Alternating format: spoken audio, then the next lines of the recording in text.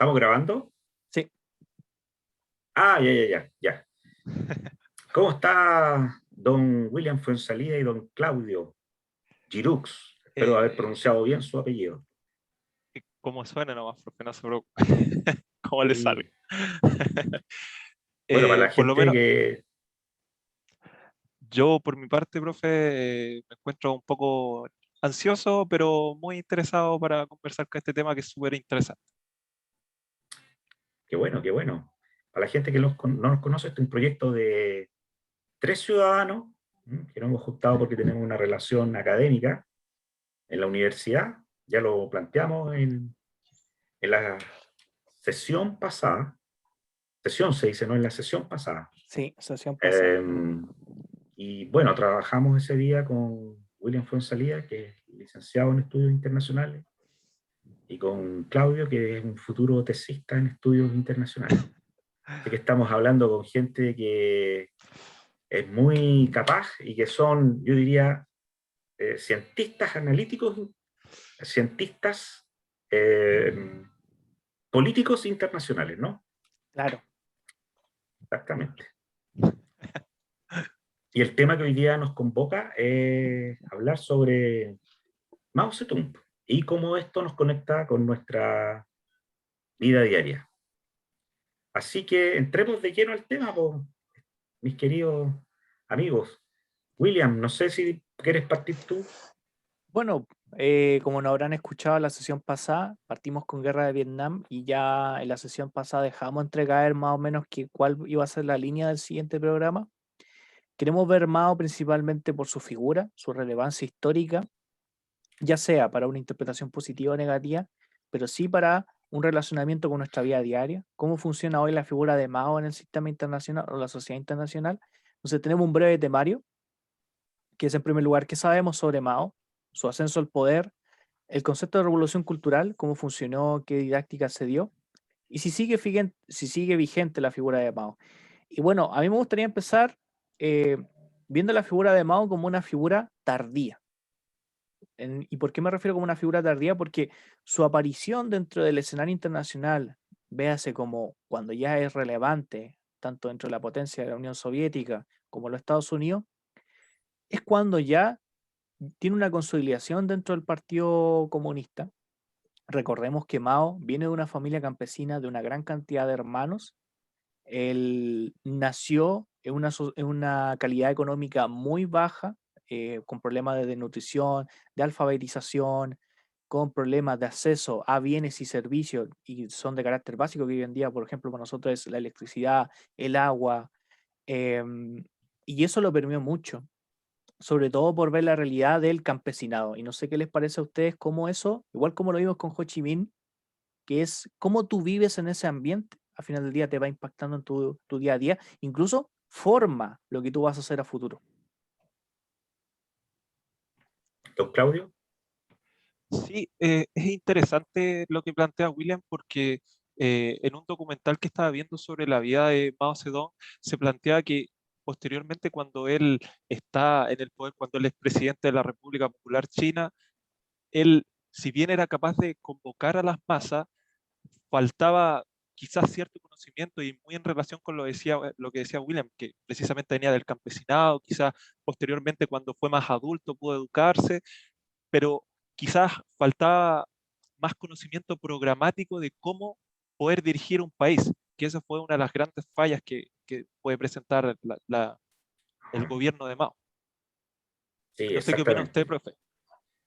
Sí, precisamente creo que uno de los problemas que uno tiene para analizarlo es que cómo uno puede ver el Mao hasta antes de la toma del poder, o sea, hasta 1949, y el Mao que sigue desde 1949 en adelante. Porque al parecer se produce un problema que a mí me preocupa mucho, que es general, ¿no? Estas personas que son partícipes de revoluciones o que hacen cambios sociales radicales con el uso de las armas. O sea, estamos hablando acá de un uso de ejércitos y de milicianos y de soldados. No necesariamente tienen la capacidad para dirigir un país cuando ellos ya son gobiernos desde una perspectiva de paz. me parece que ya no generalmente ocurre que son obreros de paz, ¿no? Parece que en estos casos ellos sufren alguna transformación y que el sistema burocrático de alguna manera los atrapa. Entonces quizás también podríamos analizar o conversar como estos dos grandes Maos, antes del 49 y después del 49. Desde esa perspectiva, me parece interesante ver el mapa, mentalmente obviamente no tenemos acá el mapa, pero pensar cómo era el mapa de China en la época de los años 20 o 30, porque lo que hubo en China, según entiendo yo, fue una guerra civil devastadora, eh, liderada por distintos señores de la guerra, no sé exactamente su número, generalmente se habla de 4 o 5, que entraron en una verdadera destrucción masiva, tanto de la infraestructura como de las vías del pueblo chino. Entonces quizás ahí podríamos tener una línea de análisis, ¿no? ¿Qué pasó cuando se derrumba el imperio, cuando cae eh, la reina viuda? Era una reina viuda, ¿no? Deja a este niño muy joven como el futuro emperador. Hay una revolución, se declara la república, pero parece que el mundo de la democracia o la estructura democrática no tenía cabida en China. Incluso el propio Chiang Kai-shek también usa la violencia eh, directa, ¿no?, contra sus adversarios. Pero quizás por ahí podríamos empezar a hacer un análisis cómo era el mundo antes del 49. Yo estoy de acuerdo con usted y creo que el proceso de China, bueno, la figura de la aparición de Mao, creo que tiene mucha relación con lo que vimos en Vietnam, que se da en contextos de tensión máxima cuando se ve no solamente en un proceso de guerra civil, sino que anteriormente estábamos frente a un proceso de colonización bastante agresivo por parte de las potencias tanto del Reino Unido, en ese caso del Imperio Británico, por parte de Francia, por parte de Alemania y por parte de los mismos Estados Unidos. Entonces, eso genera una inercia en el sentido de que el gran imperio chino, que se veía desde la dinastía mucho antes de la formación del Imperio Europeo, ya se veía condensado básicamente a una serie de estratos, de sectores extractivos, donde la población básicamente ya no tenía un valor simbólico cultural que hace que pierda al final del día la casa real o la familia real a estados títulos. Y tenemos el caso de Manchuria, por ejemplo, que después va a ser muy significativo lo que me dice usted de ese niño emperador. Cómo ese niño Claro, emperador después es utilizado para que una potencia extranjera, en este caso Japón, pueda tener injerencia en los asuntos internacionales o en los asuntos de la política china. Creo que eso influencia sobre todo la noción de no solamente el marxismo-leninismo que vimos con Vietnam, que era la gran reunificación, la gran formación de una identidad nacional, aquí ahora se ve potenciado en mayor sentido porque hay una escala o una procedencia mucho más amplia de lo que veníamos viendo en Vietnam, que era básicamente administración francesa. Aquí tenemos un conjunto de potencias extranjeras y creo que hay una caricatura muy visible de eso, que era en los años a principios del siglo XIX con el tema de la guerra del opio, que era cómo básicamente las potencias extranjeras se repartían un pastel, que el pastel tenía el título de exactamente. China. Creo que la figura de Sí. Mao surge de eso, surge de un descontento, de una frustración, de una insatisfacción no solamente de la administración que sea de la República China como tal, y que llevó posteriormente a la guerra civil que se desarrolló durante muchos años, mucho, incluso tuvo que 20 darse o un alto, 30 años, claro, incluso debió darse un alto al fuego por la invasión japonesa. Incluso Mao empezó a trabajar en sí, conjunto con con los su nacionalistas. enemigo con para, Chiang Kai-shek. sí, para enfrentarse a los japoneses. Y tiene que ver con eso. ¿Somos nosotros dueños de nuestra libertad, de nuestro destino, de nuestra capacidad de hacernos valer en nuestra tierra? Creo que ese fue el discurso reunificador del primer Mao, porque para mí existen dos Mao. El Mao previo a la Revolución Cultural y el Mao posterior a la Revolución Cultural. Exactamente. Sí, creo que es bueno hacer ese análisis. Solamente para aclarar, Manchuria es un terreno o un territorio, ¿no?, de China que está hacia el este y hacia el norte, ¿no? Ujú. Está ahí es donde empieza la Sí, península de Corea, está sobre Corea, ¿no? sí, Ese es Sí, Manchuria.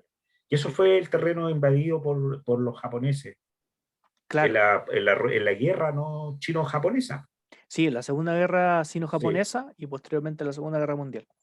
Segunda Guerra Mundial también. Oye, y ahí solamente destacar o enfatizar que a diferencia de Vietnam, que fue colonizado por los franceses, volver a señalar que China fue colonizado por varias potencias, ¿no? Acá yo tengo unas banderas, espero no equivocarme: Gran Bretaña, Estados Unidos, Alemania, Francia, Sí. y que ocupan los territorios que son costeros, ¿no? El borde costero de China, no el interior, sino que es toda la costa, que es Mm, donde se permiten los intercambios comerciales. Y por lo tanto, de ahí se puede hacer inferir que hay una diferencia, ¿no? Esto se podría hablar, no sé qué término ocupar, pero va más allá que un colonialismo tradicional, sino que es un pluricolonialismo, dado que claro. son muchas las naciones o los imperios que están en el territorio de China realizando esto clásico, ¿no? La economía extractiva. Y lo otro que quería señalar, que leyendo por ahí en un libro sobre Mao, él señaló como una anécdota a una persona que fue a visitarlo, ¿ah? En la época, entiendo que antes del 49, un personero británico, si no me falla la memoria, y le mostró un letrero de una plaza donde decía en China. Entonces iban caminando los dos y Mao, no sé cómo le habrá dicho, no sé en qué idioma se comunicaban, pero le señaló un letrero donde decía que en esta plaza estaba prohibida la entrada de los chinos.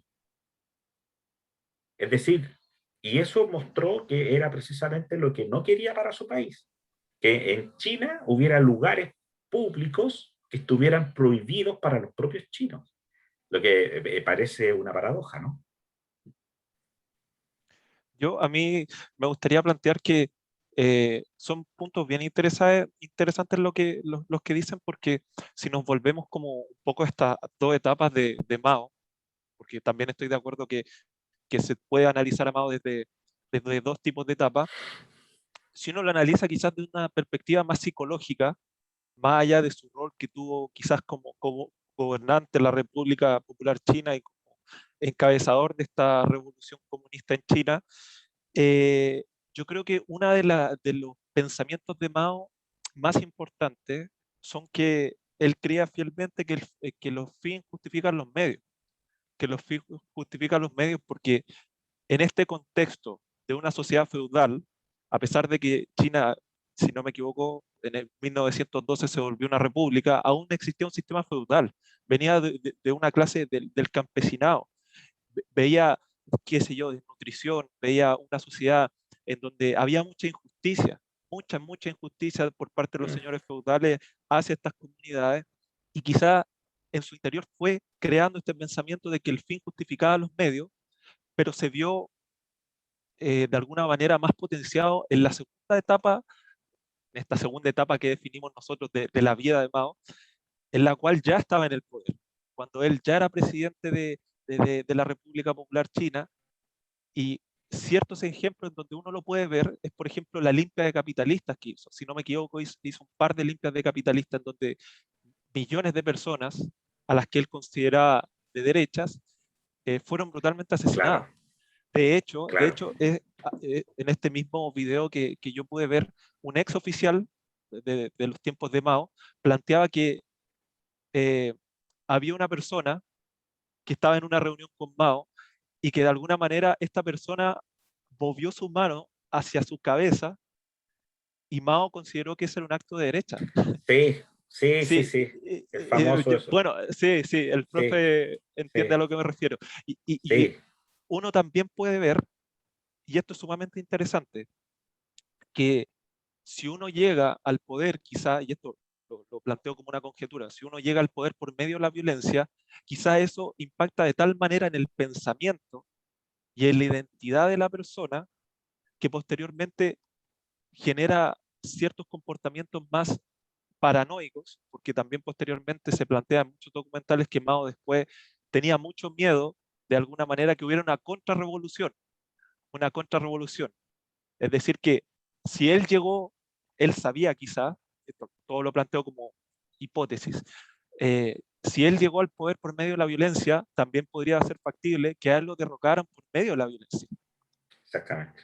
Y este contexto de tanta violencia, y hasta lo que quiero llegar, que hubo un fenómeno de violencia, un conflicto de violencia tan extendido que presentó distintas etapas, mayores intensidades, que de alguna manera marcaron el comportamiento y posteriormente las acciones, por supuesto que no se justifican ni se justificarán, pero de alguna manera marcaron el tipo de dirección que Mao le dio a la República Popular China. Esa es como la aproximación que me gustaría presentarle. Yo estoy completamente de acuerdo, pero creo que esa forma maquiavélica, si podríamos decir, de enfrentar los problemas sociales no es solo de Mao, sino que es propio del siglo XX y de la aparición de los movimientos totalitarios, ¿no? Es algo que está implícito hasta incluso en los gobiernos de Chile. Si tú recuerdas los gobiernos como de Carlos Ibáñez del Campo o bien de Claro. Arturo Alessandri, tienen una tendencia a usar la violencia, son un poco despiadados, para no hablar de Alemania, por ejemplo, en los años 30. Y eso me da mucho susto, ¿ah? Porque pienso que si nosotros no hubiera tocado vivir en los años 20, 30, ya sea en China, imagínense nosotros tres en China o bien en Chile, la vida hubiera sido bien ruda y bien dura. Ahora creo yo que esa asociación de fines y medios tiene que ver con el uso de la razón, bueno, yo la denomino así, que sea una etiqueta de la razón instrumental, ¿no? Como en los términos que lo usa Weber, ¿no? La gente cree que puede dominar la naturaleza, que puede dominar el mundo, que la sociedad está construida como una máquina, como son las ideas que expresé anteriormente, y que esto funciona a través del cálculo, eh, del, de la construcción de ciertos procesos, ¿no? De la racionalización de los usos, pero resulta que estos mismos procesos y esta misma burocracia que nace perfecta, estatal, puede eh, ser usada para fines que pueden ser considerados malévolos también.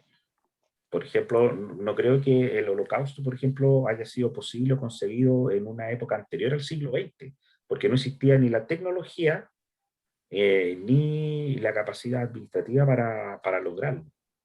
Y desde esa perspectiva, volviendo un poco a Mao, creo que Chiang Kai-shek también era sumamente violento. Es decir, y todos los señores de la guerra lo eran. Ellos decapitaban, fusilaban, entraban a un terreno, mataban, violaban, saqueaban, etc. Después se retiraban, volvían a otro pueblo, mataban, violaban, secuestraban, robaban. Después volvían al nuevo pueblo y así esto era un caos. Yo no sé realmente cómo, nunca voy a concebir, bueno, eso también lo planteamos con William anteriormente, nosotros no vamos a entender ni comprender cómo era la vida en esa época, en esos países, porque creo que la vida era terrible. Yo lo que quería, William, sí, era también, para que no se me vaya a olvidar, que si podíamos hablar de la Gran Marcha también en algún minuto, Uf, porque tremendo creo que tema. eso es lo que hizo que Mao fuera adornado de una aura de La gran romanticismo, marcha. ¿no? Claro, Sí. estoy de acuerdo. Mire, dos puntos importantes de lo que acaba de decir usted, junto con el uso de la razón Sí, instrumental que lo que mencionaba planteó Carlos, Claudio, que es muy fines importante. y medios, creo que es muy valioso ese análisis. Sí, Punto importante, el 1 de octubre de 1949 se funda la República Popular China que hoy todos conocemos, pero esa fundación tiene que ver con una construcción nacional. Y yo me sigo apegando a esa temática en el sentido de que la construcción de la identidad nacional permite, a su vez, generar el personalismo en el poder. ¿Cómo una persona se puede mantener 10, 15, 20 años en el mismo cargo, con la misma correspondencia? Y tiene que ver con lo que decía usted también anteriormente, el uso de la violencia. Porque el miedo genera orden sobre la población civil. Y una de las primeras medidas que tomó Mao antes de la Revolución Cultural tenía que ver con, primero, la reforma agraria, En segundo lugar, la reforma contrarrevolucionario. Y en tercer lugar, se hizo, y yo creo que esto es un apartado muy interesante que podríamos tomar, que antes de la Gran Marcha tiene que ver con la oportunidad de expresividad que tenía cierto margen de la oposición. Y es cuando Mao pide a los grandes intelectuales que se les haga una recomendación al partido de cuáles podrían ser las mejores que podrían hacer, críticas, y las fueron recibiendo. Sí, Las críticas o el hecho de haber consultado a una oposición que criticó duramente las políticas que había ejercido el régimen de Mao en sus primeros años, le generó una noción que, como mencionaba Claudio anteriormente, de contrarrevolucionario. Ya, yo hoy estoy en el poder, pero ¿quién me dice que mañana no lo voy a estar? Claro. Yo creo que esa fue la noción principal y que incluso lo hace después separarse mucho de la Unión Soviética, porque Mao corta relaciones con la Unión Soviética cuando ve que no se le va a permitir un empuje internacional dentro del escenario. eh, y entonces él decide generar el comunismo bajo su concepción china, bajo tomando los principios de que el referente internacional no tiene que ser el otro, debemos ser nosotros. Y el nosotros me refiero a el partido y por ende el partido me refiero a mí, de mantener, y yo creo que la lógica es tanto mantener, acrecentar y en lo posible poder condicionar este poder a lo largo del tiempo. Y tiene que ver con muchas veces con lo que podemos ver más adelante con el tema de la Gran Marcha, con la revolución cultural, pero tiene que ver con los fracasos. Por ejemplo, cuando China pasa o trata de pasar de una sociedad meramente extractiva, agricultora, a un país manufacturero, especialmente con la industria del sí, acero, que fracasa sí. totalmente, Un Es fracaso. que, se saca a las sí. personas del área de cultivo, se les lleva a la formación de acero, acero que sale muy mala calidad, la economía se Tiraban sus les va, Casi cosas, ni se usa. sí, por Los los aros, fogones, no todo. sé, Sí. claro, claro, los y artefactos de entonces lata los tiraban todos a los hornos. Sí. Entonces, eso mismo generó una hambruna que mató a millones y millones Sí, de personas, y eso tarde o temprano le costó políticamente a Mao, independiente que uno viva en un régimen de carácter autoritario o totalitario, siempre uno está bajo la mirada de un otro, que puede ser el mismo del partido, Claro. que está esperando el error del otro. Y eso le bajó mucho a Mao en términos de participación política o de ser un referente como lo era antes. Pero, y aquí es mi punto central y me gustaría que lo conversáramos más adelante, él dejó un lastre, en el sentido de generó una construcción de realidad nacional. China existe Sí. porque nació de mi revolución y de mi revolución nosotros hoy somos libres de otras potencias. Y eso después él se va a agarrar de una manera que yo, incluso lo mencionábamos en la sesión anterior, de una manera magistral en el sentido de hacer comunicación efectiva, generar construcción y construir realidad. En el sentido de lo que hoy existe se debe a lo que hizo anteriormente el gran Mao. No Mao, el general que vivía en las cuevas enfrentándose a la República China, sino que es el gran Mao, esa persona que es como una leyenda. Y eso fue el gran lastre que dejó y que le permitió revitalizarse posteriormente. Eso yo lo encuentro Sí. increíble. no es posible también que ese gran Mao haya nacido precisamente de esta marcha, ¿no? De la gran marcha. Mm, Quizás posiblemente ese fue un elemento central, ¿no, William? sí, ¿Qué opinas tú? Porque esa gran marcha duró un año, 2 años, un año si no me equivoco. un año, ¿no? Y recorrieron, pero miles de kilómetros, y Sí. llegó alrededor del 20% del ejército a la ciudad del norte, ¿no? A la ciudad del norte de China, Yenan, ¿puede ser? Yenan, Sí, Creo que una ciudad del llegaron norte, sí, como 20.000 20 soldados de los que, mil 20 mil más o menos, soldados, sí, más o menos. claro. De 100.000 creo, Eh, no estoy seguro si con la cifra sí, exacta. sí, puede ser el 20%, claro, puede ser de 20 Sí, mil, de 100 mil.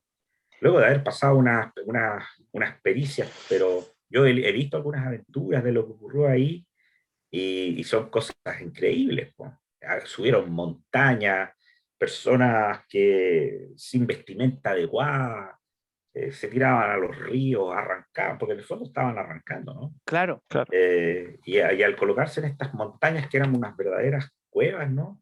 Ahí recién pudieron ellos agruparse, por lo que tengo entendido, poder defenderse. Pero eso le dio yo creo que ahí contribuyó a elaborar el misticismo sobre la figura ya del gran Mao, ¿no? Claro, y la capacidad de carisma, pues sí, yo creo que eso El igual es carisma, importante de sí, estar recorriendo cientos de kilómetros, para no ser sobreexagerado, y, y mantener a un conjunto de personas bajo un concepto bien importante que es la lealtad, que continúen bajo la misma lucha o la misma consigna, independiente de los tropiezos o las dificultades que existan. Yo creo que la figura del Mao o del gran Mao en el sentido de una persona carismática, una capacidad de convocatoria, yo creo que se desenvolvió ahí y que después lo va a utilizar posteriormente a la hora de traer a los jóvenes. Y yo encuentro que es muy, muy importante, sobre todo cuando hacen estos juicios populares, donde ponen al antiguo terrateniente, están todos los sí, campesinos, lo insultan, los hijos del mismo terrateniente lo sí. Sí, insultan, lo golpean, lo apedrean. lo escupen. Después, Lo cuando lleguemos ejecutan muchas veces. claro, cuando llegamos a la parte de revolución cultural ya no es con el gran terrateniente, es con los profesores, es con el burócrata, es con todo Sí, aquel que, hubiera tenido que esconder. claro, todo con el gran aquel que Sí. dice, oye, podríamos hacer algo distinto. Y uno como se Pero, consternaliza, eh, ¿cómo vamos a hacer algo pero distinto a lo que piensa el gran Mao? Que es es, la persona que nos liberó. Dinos, es Claudio. interesante esa aproximación porque, como bien plantea William, Mao era una figura ultramente carismática porque para mover a las masas se necesita por lo menos una persona, hablando desde una perspectiva individual, se necesita que esta persona tenga ciertos requisitos, pero no necesariamente, y esto es interesante de la vida de Mao, no necesariamente implica que la persona tenga que tener, por ejemplo, estudios para desarrollar las habilidades blandas como el carisma, que al fin y al cabo la Claro, historia ha demostrado que es una de las características o es uno de los patrones, veámoslo de una perspectiva de los patrones, un patrón que se repite en la personalidad de muchos, eh, no quiero decir dictadores, pero digamos muchos gobernantes de esta época, muchos gobernantes de esta época. Pero en ese sentido, hago la aproximación de que Mao o la personalidad de Mao tenía una dualidad entre este gran carisma de esta gran figura casi como una deidad, de hecho como una deidad, posteriormente cuando después, en los últimos años de Mao, pero también esta, esta crueldad, esta crueldad y este pensamiento o esta otra cara de Mao, de donde los fines realmente justifican los medios. Porque si uno lo piensa quizás desde una perspectiva más local, la gente divinizaba a Mao, lo divinizó, no solamente por sus campañas revolucionarias, sino, por ejemplo, recuerdo que posteriormente se creó este libro rojo de Mao, creo que fue en el 58, si no me equivoco, profe o William, si tiene la fecha, entiendo no, que no fue estoy muy para la seguro, pero Revolución Cultural en los 60. más o menos, claro, para la revolución cultural precisamente eso quería llegar, pero Sí, yo lo estuve tenía leyendo, he esta leído, dualidad. no entero, pero he leído, Sí, sí, pues, sí. pero supongo que lo está leyendo en chino. Es de No, en Para español. entender. 1964, Claudio. ¿Viste? Ah, 1964, era 64. para la Revolución Ya, Cultural. estoy perdido, disculpe, entonces ya estoy perdido con Sí, la fecha. Pero precisamente se presenta esta dualidad de la personalidad de Mao, de esta deidad, pero al mismo tiempo de esta crueldad al tratar de mantener el poder, de retener el poder la mayor cantidad de tiempo posible por medio de la violencia. Que yo creo que una de las cosas que cuando se habla de Mao tiene que ser importante es entender no solamente el contexto de violencia en el cual él crece, él se desarrolla, en el cual él convive posteriormente, sino que también era parte de su propia personalidad y que eso él lo logró extrapolar de alguna manera a su forma de llevar la República Popular China. Yo lo veo desde esa perspectiva. sí, yo lo comparto, solamente que lo generalizo, que él nace en un contexto histórico donde la violencia Claro, era, creo yo, la práctica normal. Es decir, no sé si podías hablar en la época de los grandes señores de la guerra en China de democracia. porque Porque ni igual, siquiera Chiang Kai-shek, que era podríamos decir, el señor que era respaldado por los Estados Unidos, era una persona pacífica, él no era Gandhi. sí, porque es interesante lo que dice el profe, porque quizás nosotros tuvimos el privilegio, nosotros tres, de vivir en una época en donde la sociedad internacional o el paradigma que prima en la sociedad internacional es una especie de cooperación internacional, multilateralismo. Claro, Pero si lo llevamos a la época de sí. Mao, ni siquiera existían instituciones internacionales Recién que se había fueran formado la capaces de... ONU en los claro, 40 claro, y la Declaración de los claro, Derechos en el Humanos del 40, 48. claro, claro. Entonces, nosotros de alguna manera somos privilegiados porque estamos en una época, desde la perspectiva de los estudios internacionales, un poco rara, en donde hay una especie de equilibrio, sacando el tema del dilema de la seguridad y todas esas cosas, en donde nosotros quizá nunca vamos a entender realmente la dimensión y la intensidad de ese Sí, contexto de violencia en el cual vivió Mao, porque nosotros exactamente. no estamos en ese contexto, estamos en una época en donde de alguna manera la guerra está regulada por el derecho internacional, la relación entre los países está regulada, y de alguna manera la paz es lo que se trata, la solución y la controversia de paz es lo que prima hoy en día, antes que el conflicto. Entonces, por eso lo encuentro Exactamente. interesante. Exactamente.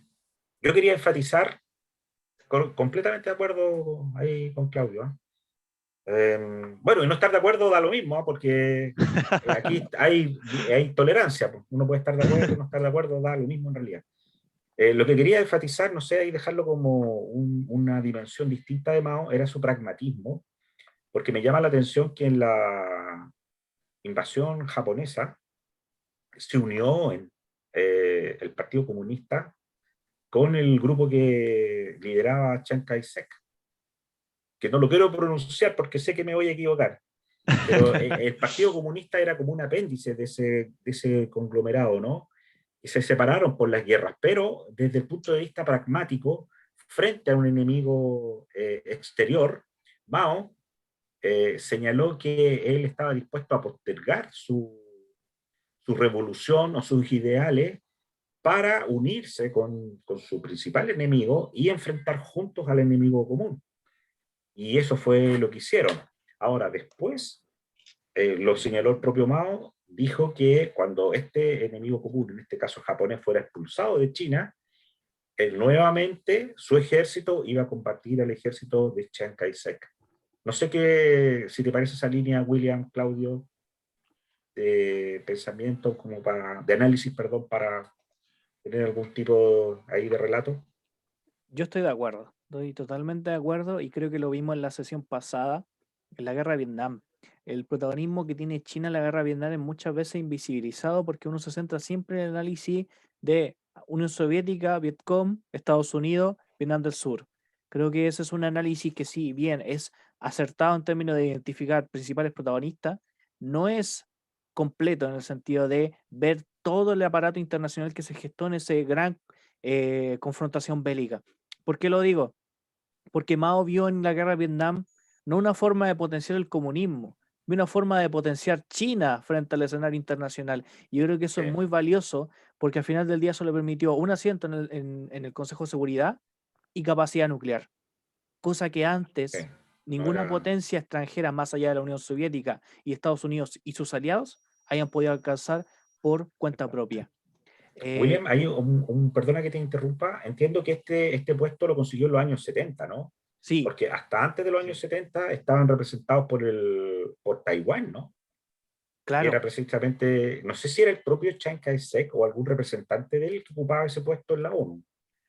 Pero eh, sí entiendo, para aclarar el punto ahí, corrígeme si me equivoco, que China sí es uno de los países que creó la ONU en los años 40, ¿no? Claro, está uno dentro de la formación. Bueno, es que Naciones Unidas no es gran dificultad para ingresar a ella, uno tiene que ser amante de la paz Claro. para poder estar oficialmente de ello. A día de hoy, Corea del Norte es un país que está dentro de las Naciones Unidas y solamente uno de los Ah, requisitos es ser un país amante de la paz. ¿Qué es ser un país amante de la paz? Bueno, eso lleva a otra discusión. Mi punto es que, claro, China en la década de los 70 llega al Consejo de Seguridad. Muy posteriormente, después de todo el proceso de revolución cultural y el proceso de gestión el régimen de Mao, pero a mí me lleva eso a la noción de pragmatismo, de ver una ventana de oportunidad, aprovecharla. Y yo creo que esa fue la mayor capacidad que tuvo Mao a lo largo de su vida, de saber afrontar derrotas pero no ser extinguido por esa derrota. Es como dicen, uno al final del día pierde Sí, la batalla, pero no está perdiendo la guerra. Eh, sí, y creo que posteriormente eso se vio muy reflejado en la apertura de relaciones diplomáticas, cuando Richard Nixon llega a China, y lo mencionamos en la sesión pasada, llega a China, le da la mano a Mao y le hace una reverencia. sí. Un Fui país al que, video para verlo. claro, un Le país que hace la hace 40 reverencia. años tenía, Es una cosa impresionante. hace 40 años atrás tenía 40, en el sentido cuando se genera la visita con Nixon, hace 40, 50 años atrás tenía hegemonía sobre el país, tenía un control sobre el opio, sobre los procesos extractivos de comercio en la zona costera, ahora le está haciendo reverencia.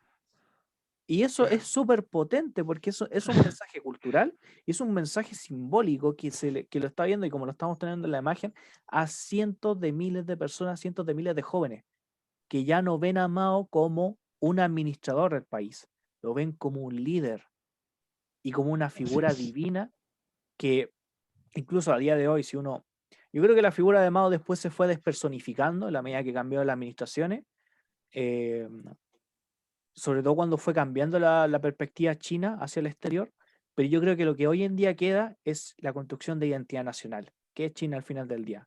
Bueno, China no es la que existe hace milenios atrás, la del imperio, la de No, las dinastías, o Una no, China la China que unificada. existe es la que se surge sí, posteriormente Sí. del 1 de octubre de 1949. Me gustaría sí. hacer una aclaración y una observación. Eh, Cuando nosotros tratamos de hablar de Mao personalmente, eh, yo no voy a entrar en calificarlo como dictador o no, porque por lo menos yo trato de apuntar, que eso se me quedó en el tintero, a la objetividad. Quizás para Ya. nosotros, quizás para nosotros o para nuestra perspectiva de gran influencia occidental, sea visto como un dictador, pero para la gente de China, y se tienen que respetar Qué todas las buen formas de punto ese. pensamiento, se tienen que respetar, Mm, eso se me había quedado en el tintero, sí, se tienen que respetar todas las formas de pensar. Ojo, yo no estoy diciendo que aquí justifiquemos o de alguna manera estemos promoviendo la figura de Mao de alguna manera o la- o- o lo que implicaron sus acciones cuando estuvo encabezó el gobierno de la República Popular China, pero creo que es importante apuntar siempre a la objetividad, y posteriormente tratar de hablar de Mao desde la persona, que eso es lo que hemos tratado de hacer los tres, creo. Tratar de hablar pero desde la mira, persona. Eso quería hacer una sí, es que aclaración por ahí, si acaso. Claudio, entras en un gran tema, porque ¿qué es lo que es la objetividad y dónde muere el hecho objetivo y dónde nace la interpretación? También. Si yo soy purista, puedo decir que lo que veo yo es que Mao, con un ejército eh, que estaba sumando, venció a otro ejército que tenía una ideología contraria y que fundó una república, la República Popular China, en 1949, en octubre del 49. Pero, por otro lado, me puedo preguntar, ¿qué es una dictadura? ¿Cuándo qué hechos en el desarrollo político de un país permiten señalar que existe o no una dictadura? ¿Y quién define qué es una dictadura? Y ahí encuentro ¿Qué, que es una interpretación, po. Pero, por ejemplo, para mí es difícil pensar que una persona que no es elegida a través de la votación popular, que ejerce el poder basado en su ejército, ¿no? O en el poder de fuego, y que gobierna por casi 2 décadas y que muere en el poder, me cuesta llamarlo de una forma diferente. Estoy de acuerdo con usted. Entonces, ahí entramos en la esencia de lo que tiene que ser, ¿no? Cualquier ciencia social. Nosotros tenemos que ser muy puros en los hechos, describirlos de manera objetiva, pero las interpretaciones nos hacen tener visiones diferentes. Claro, de ¿Mm? acuerdo con usted. No sé qué opina William respecto a esa breve aclaración. Bueno, esa aclaración nos puede llegar al día de hoy. Muchos de los debates hoy en día tratan de definir China es una dictadura, China es una economía capitalista, China es esto otro.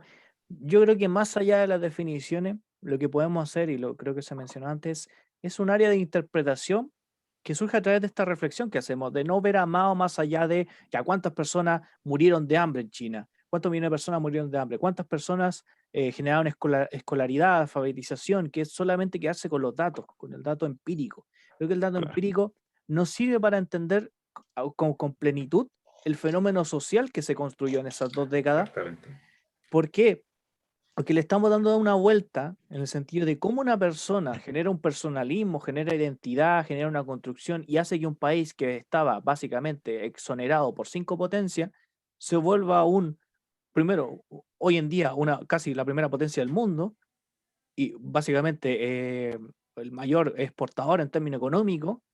Y Su que hoy en PIB va a día, alcanzar al de Estados Unidos tarde o temprano, claro, posiblemente en los próximos 4 años. entonces, ¿cómo llegamos a eso? Y yo creo que la vuelta a empezar con Mao parte de ahí, de entender el fenómeno social más allá del dato duro, porque al final eso nos lleva a lo que vimos en la Claro, sesión pasada con McNamara. Matar más personas no nos hace ganar la guerra.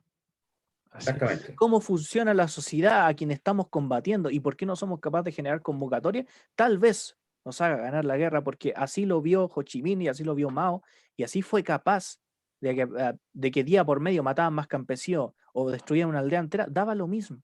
Porque el otro día levantaban otra aldea con bambú y seguían y seguían y seguían. Yo creo que va por ese lado de entender los fenómenos sociales con plenitud, desde la interpretación, porque Complemento. nosotros siempre vamos a estar sesgados, nos guste o no, desde dónde vinimos, dónde tuvimos nuestra Claro, formación, qué valores tenemos, pero al es menos tratamos de hacer el imposible. esfuerzo de Sí, entender más allá de la visión de mundo que estamos generando hoy en día. Claro. Yo creo que, por ejemplo, eh, la figura de Xi Jinping me hace sentido de esas comparaciones que se hacen hoy en día. ¿Es Xi Jinping el Mao del siglo XXI? Y no sé, y mi pregunta es hacia usted, ¿qué le parecería eso? tremenda pregunta. Sí, No, yo una creo que pregunta. no, yo creo que no. ¿Ah? Yo tampoco creo que no. No, yo estoy de acuerdo, tampoco creo que no. Porque de alguna manera, y precisamente en relación a lo que dice William, tenemos que entender que son contextos completamente distintos. Y en este sentido me quiero aferrar un poco más a los estudios internacionales. Si uno lo analizamos, era un momento de la historia en donde había mucha violencia, donde estaba un mundo polarizado, altamente polarizado entre dos grandes bloques, la URSS y los Estados Unidos, y posteriormente sus aliados también, pero son contextos completamente distintos, son visiones distintas. Quizá Xi Jinping tiene de alguna manera este legado que quedó de toda la revolución comunista que hizo Mao, pero hay que entender que tratar de comparar a a dos gobernantes, tratando de ser objetivo, a dos gobernantes de dos periodos tan distintos e internacionalmente, o desde una perspectiva internacionalista, en, en- en- en sistemas tan distintos de alguna manera, claramente es más probable que encontremos una respuesta negativa que positiva ante si son o si Xi Jinping es el nuevo Mao. Porque me parece que no, que son contextos muy distintos. Yo lo veo desde esa perspectiva. No sé qué opinará el profe. Yo no sé, lo veo así. O sea, bueno, yo me estaba haciendo una pregunta anterior, perdón, aquí me quedé pegado en la parte de Sí, no solo hay que incluir el concepto de dictadora, sino que también el concepto de tirano. Porque tirano. ¿cómo conceptualizo yo esto? ¿Ah? Perdona que cambie de tema. Sí, El no, no tirano para importa. mí es una persona que se hace del poder, pero que fue elegido democráticamente. ¿Mm? A pesar de él haber sido votado, él transgrede las leyes Claro, y sigue estando, sigue en el poder, sigue en el poder, sigue en el poder. Y posiblemente lo empieza a concentrar, incluido el ámbito militar. Y eso para mí es y que no sale del poder. ¿Ah? O que para sacarlo no bastan las elecciones, sino que vas a tener que hacer algún tipo de revuelta.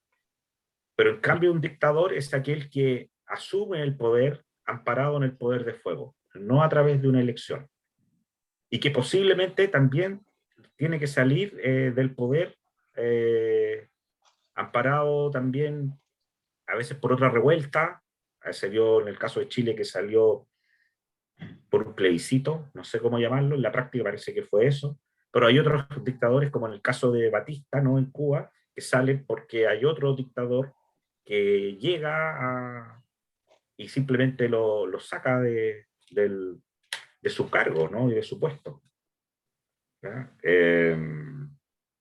Entonces creo que por ahí están las definiciones de lo que es una dictadura y de lo que es una tiranía. Y quizás con esa conceptualización podríamos ver, a revisar estos hechos objetivos, en el caso de Mao, si era un dictador, si era un tirano, si era un demócrata. Y lo mismo ocurre para los otros. Con respecto a estas figuras nuevas y antiguas, yo me hago la gran pregunta que me hacen de repente por ahí ¿es China comunista?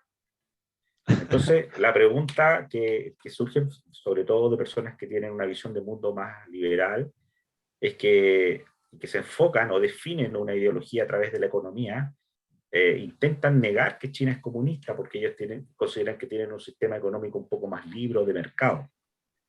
Pero yo considero, en mi opinión, no sé ahí con qué piensan ustedes, que la economía no es una dimensión que define en forma absoluta una ideología. De hecho, pienso que una ideología puede considerar a la economía en un plano bastante subordinado, que es lo que ocurría, por ejemplo, en el caso del fascismo alemán, ¿no? Para ellos la forma o el sistema económico incluso no es muy relevante. Ellos se adaptaban a la situación pragmática que encontraron. Ellos, en el caso de los años 30 en Alemania, los propios nazis encontraron que hubo muchos sectores conservadores de derecha que se acercaron a los nazis, que le ofrecieron sus servicios, y ellos utilizaron una especie de capitalismo a la alemana, yo podría llamarlo, ¿no? Donde las empresas privadas siguieron funcionando, pero con una directriz estatal. Claro que era una directriz que estaba también basada en el poder de fuego, porque también podría señalar que en Corea del Sur eso también ocurrió, ¿no? Hubo un desarrollo de Corea amparado en una estrategia del Estado, pero no en el poder de fuego, sino que eran incentivos de tipo económico los que ellos se formulaban. Entonces la pregunta es, ¿qué es lo que definiría a China como comunista en la época de Mao y en la época actual? ¿Es comunista o no lo es? Yo, yo creo, profe, que igual debería plantearse eh, la pregunta de por qué si el comunismo bajo la visión de Mao hoy en día se parece más a a un comunismo de alguna manera que utiliza el modelo capitalista en su modelo económico, porque al fin y al cabo, si lo piensa con mayor profundidad, quizás se habla, lo que debería pensarse el comunismo chino es que es un comunismo más reformado, quizás, e incluso aprendiendo de los propios errores de la época de Mao. Por ejemplo, ¿Pero y en qué vuelvo a lo que, dimensiones? Esa es la pregunta, ¿en es qué que dimensiones? es que a eso voy. Por ejemplo, si lo vemos desde la perspectiva económica o de gestión administrativa de un país, Mao, de alguna manera, no supo, no supo administrar el país. Como dijo William, de alguna manera hubieron una serie de fracasos, por ejemplo, el tema de tratar de volver el país industrial, siendo que era campesino, de la noche a la mañana, y hubo una serie de El gran errores, salto adelante. el gran salto adelante, disculpe que las definiciones se me van, eh, pero de alguna manera tratar de clasificar como, o sea, aprender de esos errores, permitieron que esta ideología, que era tan dogmática y estaba tan personificada en Mao, se transformara por una visión más reformada, que era precisamente lo que Mao en su época no quería que ocurriese, que hubiese un reformismo a la visión que él tenía del comunismo. Entonces, se podría decir que si sigue vigente, claro, sigue vigente, pero quizás un comunismo reformado que aprendió de los errores, que ha ido mutando de alguna manera, ha ido evolucionando para adaptarse a la sociedad Comunismo con internacional. características chinas. Claro, es como un comunismo a la China, como lo dice usted. Es como, por ejemplo, cuando Salvador Allende plantea en este país que es un socialismo a la chilena. Un socialismo a Claro, la chilena, se me viene a la mente. Es un capitalismo a lo claro, chino, por decirlo de alguna manera. Es a eso a lo que quería llegar. claro, Yo creo que claro. la clave que dice Claudio, y lo acaba de mencionar usted también, es que el socialismo con características chinas, yo creo que la figura Socialismo clave con características. es la figura de Deng, que en la década de los 80 hace el marco y el puntapié a entender Sí, esta nueva China. Y esta nueva China que Sí, posteriormente en la década de los 2000 va a entrar a la Organización Mundial de Comercio, y desde ahí en adelante se va a disparar de una manera increíble, pero parte con Deng cuando él asume que, y creo que se mencionó antes con el tema del pragmatismo, sin la Visita economía, Estados Unidos, hay unas imágenes ahí de él claro, asombrado con toda la tecnología norteamericana. es Sí, eso mismo, es Y dejar de asumir miraba y que mira hacia arriba y mira hacia allá. la economía es un hermano gemelo de la ideología. Yo creo que hay un error grave ahí, en el sentido de asociar uno con otro y automáticamente definir los sistemas de gobierno a partir de ahí. Creo que los gobiernos se adaptan a sus capacidades, en el sentido operativamente y adaptativamente, en el contexto internacional que se encuentran. Deng vio que el sistema económico que tenía posteriormente a sus administraciones no estaba funcionando e hizo lo mismo que hizo Gorbachov en su tiempo con la perestroika, de perestroika. empezar a entender el sistema económico, no solamente asociarlo con la ideología, sino que verlo como un ente incluso aparte. ¿Por qué? Porque la construcción de discurso, la construcción de realidad no solamente se fomenta en la forma como nosotros generamos ingresos y cómo destruimos esos ingresos, creo que va más allá de eso, más allá del dato duro, como dice uno. Yo creo que va por ahí de definir hoy en día China es comunista. Para mí sí es comunista, porque su sistema, su formación central Exacto. se sigue centrada en la forma de la Partido orientación único. partido único, la Secretaría General, su forma de entender la asociación de que hay una directriz central por parte del Estado. Entonces sí, el problema viene cuando uno trata de, como por ejemplo, ver, y yo creo que tiene que ver con una competencia discursiva, de asumir una postura superior. No, es que China al final del día es capitalista. Yo creo que va por Claro, ahí esa competencia. Pero para claro. mí, yo llegué a una reflexión y es que creo que esa postura son personas que asumen siempre que la democracia va a funcionar en la totalidad del mundo. Yo creo que eso es un error. Creo que hay una gran cantidad de casos donde nos han enseñado que la democracia efectivamente, ya sea por raíces culturales, de imposición o porque efectivamente había una mala planificación en su desarrollo, no funciona.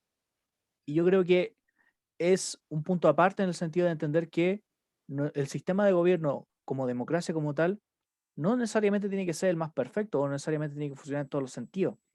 Y me refiero a que esa disyuntiva o esa discursiva mata en cierto sentido el análisis más profundo que podemos hacer, de entender cómo un país se vuelve pragmático, cómo va cambiando su orientación a lo largo del año, y lo que le mencionaba antes, cuando conversaba un poco antes, la China del Mao de la década de los 60, 50, no es la misma de ahora.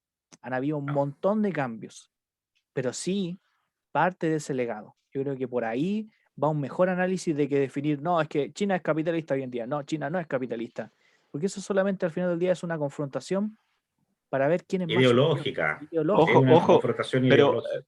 pero también hay otro punto interesante que quizás no estamos considerando y es, claro, o se podría decir que se trata de generar, clasificar a China como un país comunista, pero ¿la gente se siente comunista? Yo creo que esa es una buena pregunta. Si uno le preguntara a una persona que habita, por ejemplo, en Beijing, directamente si él se identifica como comunista, ¿qué cree que diría esa persona? Yo creo que también habría que Qué buen analizarlo punto. desde la perspectiva de la ciudadanía, porque una cosa es que el modelo o la estructura de gobierno tenga una estructura más similar a la ideología comunista, pero preguntémosle a ¿la gente se siente comunista? Porque si Mm. tomamos un caso muy reciente, ¿qué pasa con Hong Kong?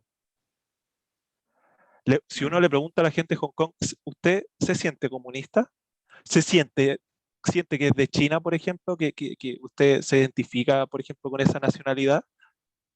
Entonces yo creo que no habría que observarlo netamente desde una perspectiva ideológica o económica, sino que también preguntarle a la gente, que al fin y al cabo quienes construyen los estados-nación, ¿cómo usted se siente? Puede que mi país tenga este régimen de gobierno comunista, pero usted se siente comunista. Yo creo que esa es una buena pregunta que habría que hacerse. Sí, súper interesante, interesante.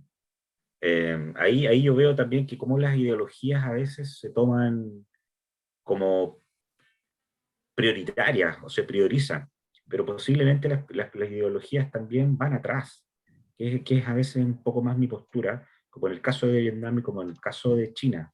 Es decir, se toman para justificar otro tipo de acciones, que en este caso son acciones de liberación.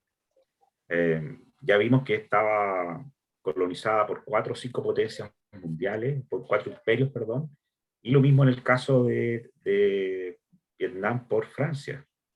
Entonces, al parecer, la ideología va un poco detrás. Lo que pasa es que la ideología marxista también implica una estructura una estructura, en este caso política, que tiene ciertas características que nosotros podemos observar desde afuera. El partido único, falta de libertad de expresión. No sé si los chinos pueden acceder al Internet. No sé si esa pregunta que tú estabas haciendo, Claudio, la puede contestar un chino. No sé si puedo ir yo a China a preguntarle a un chino, ¿usted es comunista o no? Se Claro. siente así, sin que nos pase nada. Como podría ir a preguntarle aquí a un Sin que se vecino, ofenda. o que tengamos una cámara de que alguien nos esté mirando y que nos diga pap, pap, pap, pap, y aparezcan 50 guardias y nos tomen y nos lleguen al avión. ¿Me entiendes? Claro, Claro, sí, yo sí, le pudiera preguntar a mi vecina, oiga, ¿usted es capitalista o no? Y no va a pasar nada. Pero no sé, pues son dudas que quizás por mi falta de conocimiento. Ahí tenemos otro viaje, estimado. Ya tenemos que ir a Vietnam o tenemos que ir a China. Claro. Yo no conozco China, ya tenemos 2 viajes. Pero tiene que terminarse la pandemia y hay que tener sus lucas también porque es bien lejos. Podemos hacer una Quiero especie de conocer marcha, una gran marcha, una gran a ver si marcha, llegamos. claro. A ver si llegamos. Tenemos hartos viajes porque es que en la semana pasada también nos entusiasmamos con conocer Saigón o ciudad de Ho Chi Minh, que yo he visto algunas fotos en internet y es una ciudad maravillosa. Que ese es otro sistema comunista, pues el del Vietnam, ¿no? Y el de Laos también, que son pocos los que quedan. Oye, William, y volviendo un poquito para atrás, no sé, ya cosas que son más ya de, no sé, de la chimuchina o de las cosas más anecdóticas, el exterminio de los gorriones, es una Verdad. cuestión increíble. Y esta cuestión está relacionada también con esta creación del acero por las personas, con estos Sí. hornos, y que industrializaron el país e impidieron que las personas, además poco ayudados por el clima, pudieron desarrollar la agricultura y pudieron millones. Cuando hablamos de millones, yo he visto varias cifras, se habla de 30 millones, 30 millones de personas, 40 millones de personas, otros dicen 70 millones de personas. Por lo Yo que he visto, si es leí que no estoy equivocado, ¿ah? yo leí entre 30 y 50 millones, profe, con la He hambruna más o leído, menos. sí, también, he Más leído, o menos claro, ese es es que como el rango. hay diferentes aproximaciones dependiendo del autor. Entonces yo creo que esta cuestión de los gorriones también, si bien es anecdótica, tiene y está relacionada después con la gran hambruna, porque precisamente creían que los gorriones se comían el grano, y después vinieron los saltamontes, creo que son, Los- ¿no? Las 4 gran Las plagas que tuvo el langostas, las país. plagas, sí, las parecía plagas. en Egipto. Y eso después le cuesta el puesto, ¿no? A Mao Zedong, porque pierde la presidencia de la República por un tiempo, ¿recuerdan esa parte? Con Liu Claro. Shaoqi, y solamente Mao Zedong queda como jefe del Partido Comunista. Y después a Liu también en la, No lo vimos nunca perdón el más. gesto, No lo en vimos la, nunca más, eso pasó. claro, en la gran revolución cultural es una de las víctimas. Lo toman los estudiantes, lo encierran, y él, como era diabético, necesitaba ciertas medicinas que nunca se la proporcionan. Si es que no me equivoco, si es que no me equivoco. Y creo que muere Lamentable. por falta de medicina, no sé si exactamente por la diabetes, creo que sí, pero muere por ese aspecto. Entonces, ¿qué opinan ahí del, del asunto de los miles de gorriones muertos de manera intencional? Y hay imágenes con camiones, no sé si las han visto, camiones que llevan gorriones, la gente con los gorriones, que los Yo, llevaba como al municipio y entrega los gorriones, una cosa sí. Yo, increíble. yo vi una foto de un niño que tenía como en una cuerdita, como en estos cordeles donde uno pone la ropa, tenía lleno de gorriones, lleno de Claro. gorriones. Oye, qué Entonces, terrible la imagen, ¿eh? sí, Terrible. sí, y son muy explícitas, son explícitas. Yo vi un camión o una carreta grande, y parece que era un camión lleno atrás de gorriones, yo creo que lo echaban con palas. No sé qué opinan ahí de eso, William. Y la pregunta habrá sido qué hicieron con los gorriones, porque yo no le digo qué pasó. No, quizás puede sonar una pregunta un Ah, poco absurda, pero ¿qué pasó con ellos? Después, ¿qué hicieron con no lo toda sé, esa... ¿Ves? claro. Yo no. A ver, se dice que que Mao fue un gran revolucionario, pero un mal administrador. Yo creo que la política de exterminio de los gorriones apunta a esa frase, en el sentido de vincular las malas cosechas con aves y con el consumo de granos. Creo que va por ahí en ese sentido.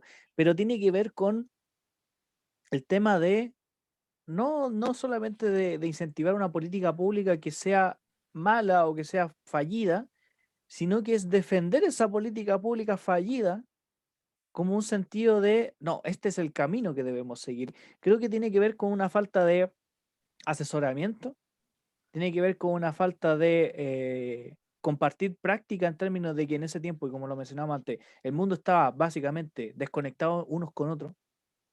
No es como que nosotros vamos a llegar ahí a China y decirle cómo se le ocurre haber matado a gorriones, porque nadie nos dice que nosotros no vamos a cometer algo similar a futuro.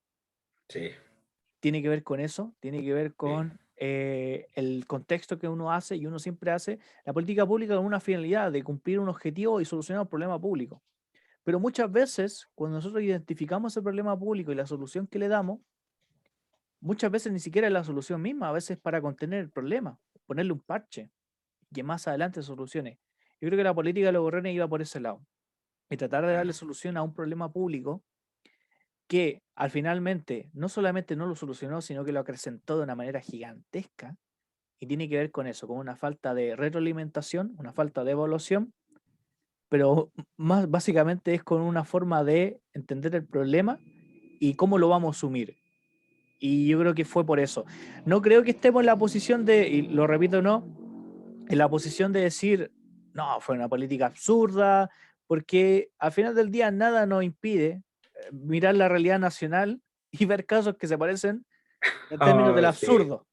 en Chile, sí, Claro, yo creo que tienes cada toda la país razón. tiene políticas públicas del absurdo y creo que ese es el aprendizaje que nos podemos quedar con todo eso, que Sí, tenemos cada caso de cómo no hacer políticas públicas. claro, sí, yo de acuerdo con William completamente. Eso. Sí, Mira, y ahí quiero hacer una cadena, como los gorriones fueron un factor, ¿no es cierto?, de la hambruna también, esta cuestión de industrializar a la fuerza, la colectivización del campesinado, ya no existía la propiedad privada, y este desastre humanitario provocó que Mao Zedong, ¿no es cierto?, dejara de ser el presidente de la República y solamente se quedara como jefe del partido, y eso provocó un resentimiento en él, porque empezó, como señalaba Claudio, a ver enemigos en todos lados, enemigos tanto en el partido como fuera del partido, ¿no? Y aquí ahí tengo un par de frases que señaló en esa época, cuando va a empezar la revolución cultural, ¿no?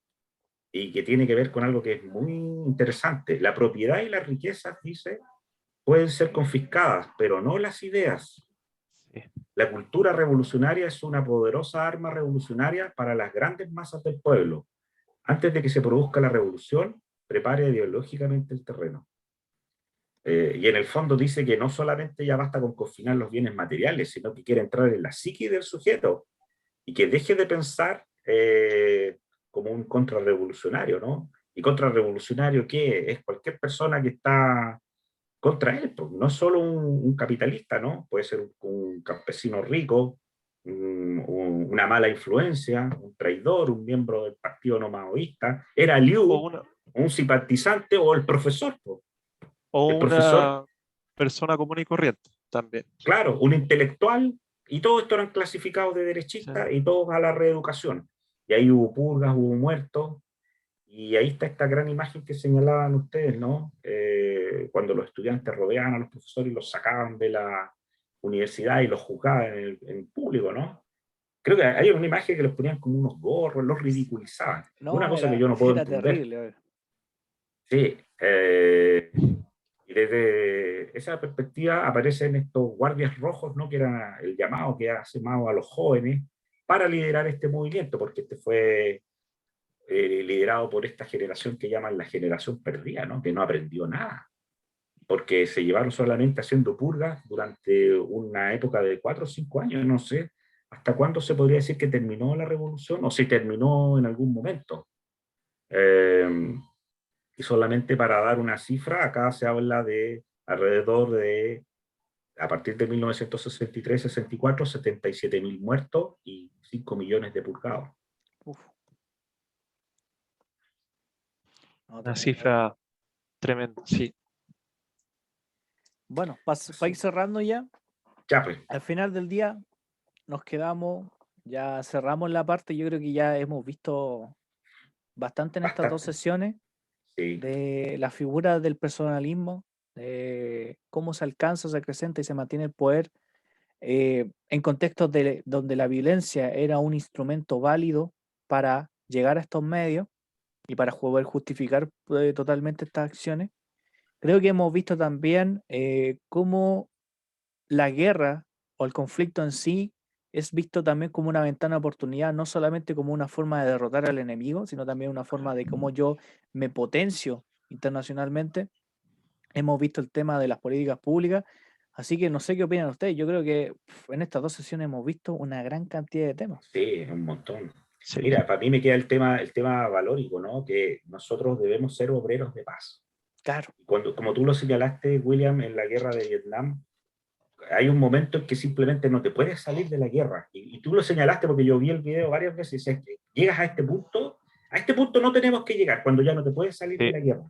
Pero para evitarle hay que ser un obrero de paz. Sí, y muy contento, exacto. solamente, y para eso creo yo que hay que profundizar en valores como libertad, igualdad y fraternidad. Sí, a mí me gustaría complementar con lo que dicen ustedes dos, que una gran reflexión que podemos sacar de esto es que hay que cuidar nuestra democracia. Hay que cuidar la democracia, hay que ser partícipe de la democracia porque a pesar de todo, la política es un instrumento pacífico por el cual lograr cambios sociales radicales dentro de un sistema. Y en ese sentido, hay que aprovechar estas oportunidades o estos mecanismos que brindan las democracias para poder participar y para poder hacer cambios a través de la paz.